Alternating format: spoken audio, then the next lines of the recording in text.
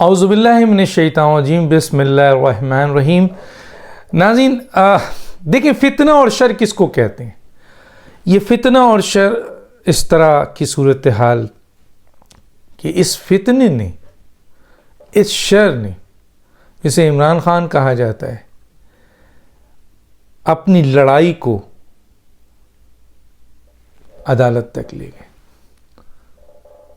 Supreme court तक ले गए अपनी लड़ाई को।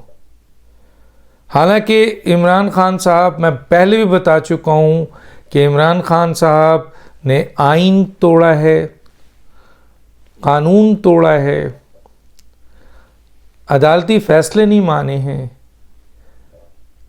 रिट ऑफ द हुकूमत को नहीं माना, रियासत की रिट को नहीं माना, सिक्योरिटी फोर्सेस पे हमले किए, दहशतगर्दों को अपनी पार्टी में रखा, मुनज़्ज़म तरीके से फ़ौज के ख़िलाफ़ प्रोपेगेंडा किया, पूरी ट्रोलिंग्स की, यहाँ और पाकिस्तान से बाहर पाकिस्तान और अफवाज पाकिस्तान के ख़िलाफ़ पूरी कैंपेन चलाई, पाकिस्तान की सालमियत के लिए ख़तरा बन गए। और जिस तरीके से इनकी इन तमाम चीज़ों को प्रोटेक्ट कर रहे थे चंद जजेस, और ये वही जजेस हैं जो इनको लेके आए थे। पता नहीं क्या बात है, इमरान खान के पास ऐसे क्या राज हैं, क्योंकि इमरान खान तो मुंह के बड़े बोले, उनके पेट में कोई चीज़ होती है वो फटाक से निकाल देते हैं, क्योंकि वो तो इस पोजीशन पे नहीं है कि ये शख्स वज़ीर आज़म तो छोड़ें कि किसी छोटे से काउंसलर के ओहदे के लिए भी नहीं है। बुरा नहीं मानिएगा, इसलिए कि जो शख्स किसी ओहदे में बैठकर कौमी सलामती के मामलात को जो फ़ौज करती है या जो ब्यूरोक्रेसी करती है या इंटरनेशनल क़ुव्वतें करते हैं, जो उसकी हिफाजत ना कर सके, जो काबीना में होता है, जो हिफाजत ना कर सके और पूरी दुनिया में पब्लिकली चीखे चिल्लाए और उसमें मिर्चें लगाए और उसको प्रोवोक करे, प्रोपेगेंडा करे और मुल्क के लिए, इदारों के लिए, आइन के लिए, कानून के लिए, कौमी सलामती के लिए ख़तरा पैदा हो, वो शख्स किसी ओहदे के लायक है? ज़रा बता दीजिए मुझे। नहीं है। इसलिए इमरान खान, लेकिन इस तमाम चीज़ों के साथ साथ जो जजेस इन्हें सपोर्ट कर रहे थे वो इसलिए कर रहे थे कि वो इनको ले के आए थे, लेकिन छोड़ देना चाहिए। लाई तो आर्मी भी थी, लेकिन उन्होंने छोड़ दिया। क्यों? आखिर आर्मी ने छोड़ दिया, ये जजेस क्यों नहीं छोड़ रहे? एक साहब ने मुझसे सवाल पूछा, क्या वाकई इमरान खान के पास इन जजेस की अहम तरीन वीडियो है, कमज़ोरियाँ हैं जिसकी बुनियाद पर ये इसको नहीं छोड़े? अब तो ये पोजीशन हो गई है कि इनकी अपनी ज़ात मुश्किल में आ गई है, इनकी अपनी पोजीशन मुश्किल है, इनकी अपनी इज्जत मुश्किल में हो गई। और सबसे बड़ी बात यह है कि अहम तरीन इदारा और ओहदा मुश्किल में आ गया। अब ये सुप्रीम कोर्ट में क्या हो रहा है आप देख लें। यहाँ डिवीज़न कर दी है सुप्रीम कोर्ट को इमरान खान साहब की हिमायत में। हालांकि ये सियासी मसला है, सियासी मसले को पार्लियामेंट में हल होना चाहिए। कानून साजी हो या उस पर कोई बिल पास हो या उस पर करारदाद हो, सुप्रीम कोर्ट ने सुओ मोटो नोटिस ले लिया, क्योंकि इमरान खान का केस, इमरान खान के लिए हाई कोर्ट जो कर रही हैं वो देख लें, सेशन कोर्ट जो कर रही है वो देख लें। जितने केसेस इमरान खान पे हैं, अगर कोई और आदमी होता तो अब तक वो कई दफ़ा नाअहल भी हो चुका होता और कई दफ़ा वो जेल जा चुका होता, लेकिन इमरान खान ना नाअहल हुए ना जेल गए। तो अब सुप्रीम कोर्ट की पोजीशन ये है कि देखें, 5 रुकनी बेंच अभी कंटिन्यू कर रहा है, जबकि जस्टिस जमाल मंदोखेल और जस्टिस मंसूर ने ये बता दिया, उनके सामने बोल दिया कि कोर्ट ऑर्डर इशू नहीं हुआ। और जब तक कोर्ट ऑर्डर इशू नहीं हुआ, इसका मतलब है कि किसी बेंच का फैसला एप्लीकेबल नहीं है। तो सवाल किया जमाल मंदोखेल ने सदर से भी और इलेक्शन कमीशन से कि आपने किस बुनियाद पर, जब कोर्ट ऑफ द ऑर्डर नहीं था तो आपने कैसे फ़ैसला मान लिया? और फिर उन्होंने बताया कि 4-3 से तो ये फ़ैसला हमने मुस्तरद कर दिया, तो फिर इस बेंच की क्या ज़रूरत है? एक फिर भी चीफ जस्टिस ने बेंच बनाया। जस्टिस एजाजुल हसन साहब 9 रुकनी बेंच से इस बुनियाद पर निकल गए थे कि इलेक्शन कमीशन का ये मामला है, मैं इसमें पार्टी नहीं बनना चाहता, मुझ पे ऑब्जेक्शन है, मज़ाहिर नकवी, और उन्होंने छोड़ लिया, चैलेंज छोड़ दिया। लेकिन जब दोबारा इसी कंटिन्यूएशन में बेंच बना तो चीफ जस्टिस ने एजाजुल हसन को रख दिया और वो बैठे हुए। जस्टिस अमीनुद्दीन साहब ने इस बेंच से, जो 5 रुकनी बेंच है, वो अपने आप को अलहदा कर लिया। बड़ा शानदार उन्होंने फैसला किया। उन्होंने कहा कि जी मैं जस्टिस काजी फाइज ईसा के साथ और जस्टिस शाहिद वहीद के साथ एक 3 रुकनी बेंच में बैठा हूँ, और जहाँ एक मैंने फैसला दिया, और वो फैसला जजमेंट है सुप्रीम कोर्ट का।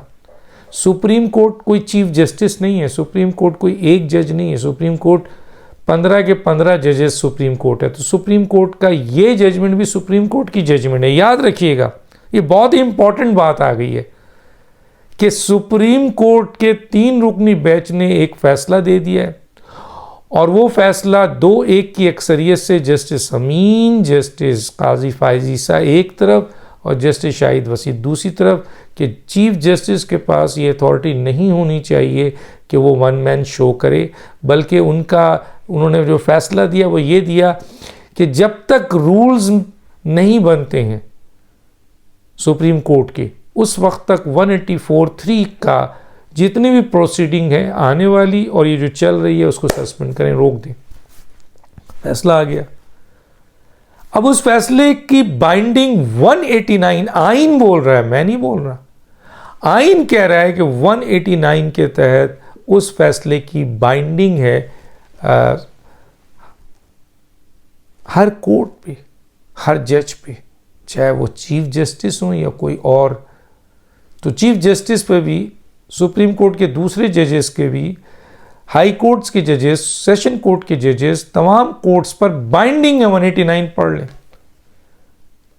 अब हम क्या देख रहे हैं कि जनाब अमीन साहब ने भी इस्तीफा दे दिया, इन्हें अलग हो गए बेंच से, बेंच टूट गई, लेकिन उसके बावजूद चीफ जस्टिस 4 का कल ये प्रोसीडिंग शुरू कर रहे हैं।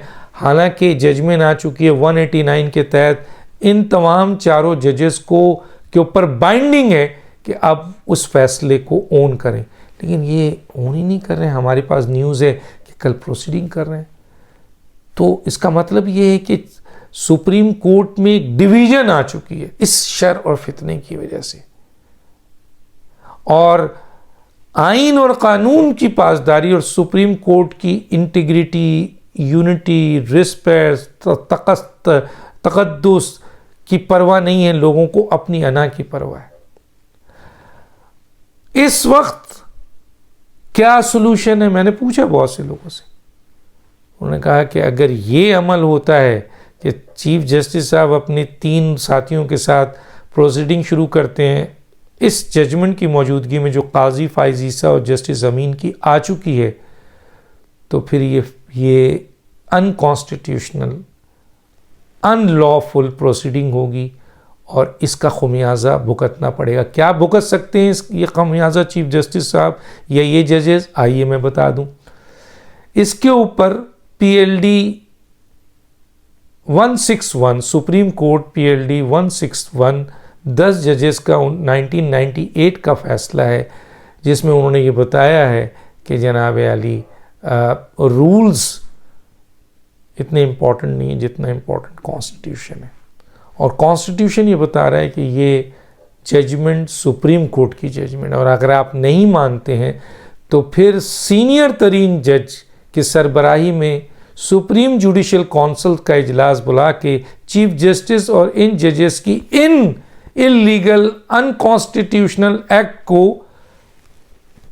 बुलाया जा सकता है सुप्रीम जुडिशल काउंसिल में, और वहाँ रेफरेंस बन सकता है, और उसको प्रिजाइड करेंगे फिर सीनियर मोस्ट जज ऑफ सुप्रीम कोर्ट के, जो कि इस वक्त जस्टिस काजी फाइज ईसा हैं। इसके बाद ये हो सकता है, ये कानून बता रहा है। दूसरा एक और है जिसके बारे में कुछ लोगों का ख्याल है कि शायद ये ख़त्म हो चुका है, लेकिन कुछ कहते हैं मौजूद है, और ये मेरा ख्याल है मैं पढ़ देता हूँ। ये गवर्नमेंट के पास ताकत है और गवर्नमेंट इसको कर सकती है, इस पावर्स को, और वो पावर है आपके कि ये पावर क्या है कि अगर चीफ जस्टिस आर्टिकल 189 के तहत सुप्रीम कोर्ट का हुक्म नहीं मानता, ऐसी सूरत हाल में हुकूमत 1970 के सदारती ऑर्डर 27 के आर्टिकल 2 के तहत चीफ जस्टिस को जबरी रुखसत के कानून के तहत रुखसत करके सीनियर मोस्ट जज की सरबराही में एक सुप्रीम जुडिशल काउंसिल का इजलास बुलाए और इस केस को वहाँ रेफर कर दें। तो अब मौजूदा हालात में किसी ने बहुत सही बात की कि मौजूदा चीफ जस्टिस के पास सिर्फ 2 ऑप्शन हैं।